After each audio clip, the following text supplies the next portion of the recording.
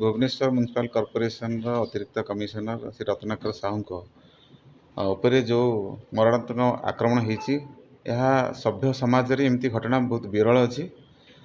एमती घटना धीरे धीरे बढ़िया चलुची तेणु तार प्रतिवाद रे कंधमाल जिला ओएस एसोसिएशन या दृढ़ भाव निंदा करने संगे संगे यार प्रतिवाद भी करिछि।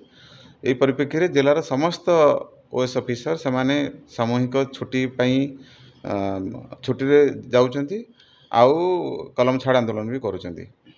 तो आम आशा करछु ये सब जिनस स्वस्थ भाव में जमी आम कम करूँ जमी विथ डिग्निटी वर्क प्लेस रे आमर समस्त सिविल सर्वेंट जो मैंने अच्छा कम कर सिविल ऑफिसर मैंने से केमती सुरुखुरे कम करेंगे बिना माने किसी भय न थी कम करें तार हूँ दाबी आमर अच्छी। आई परिप्रेक्षी आम स्टेट एसोसिएशन गोइस एसोसिएशन आम मेमोरेंडम देचु आ कलेक्टर को सामूहिक छुट्टी दरखास्त भी दूँ।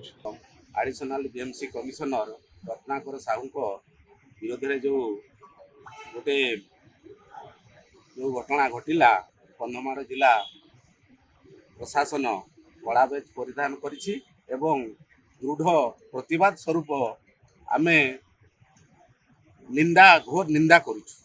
जो माने एथिरे दोषी तांको विरुद्ध रे दृढ़ कार्यानुष्ठान ग्रहण करा जाय। जो आमर एडिशनल बीएमसी कमिशनर को जो ऑफिस रु टाणी नहीं अमानसिक भाव आक्रमण करागला से जेहेतु आमर रेवेन्यू जड़े कर्मचारी सरकारी कर्मचारी जड़े सीनियर ऑफिसर को जदि टाणी नहीं अमानसिक भाव आक्रमण करागला आमर राजस्व अमला भाई भौणी मान किसी प्रकार भविष्य हम आम आज स्ट्रंग प्रोटेक्ट कर जो मैंने कल्प्रिट अच्छा से विरुद्ध दृढ़ कार्यानुष्ठान ग्रहण कर।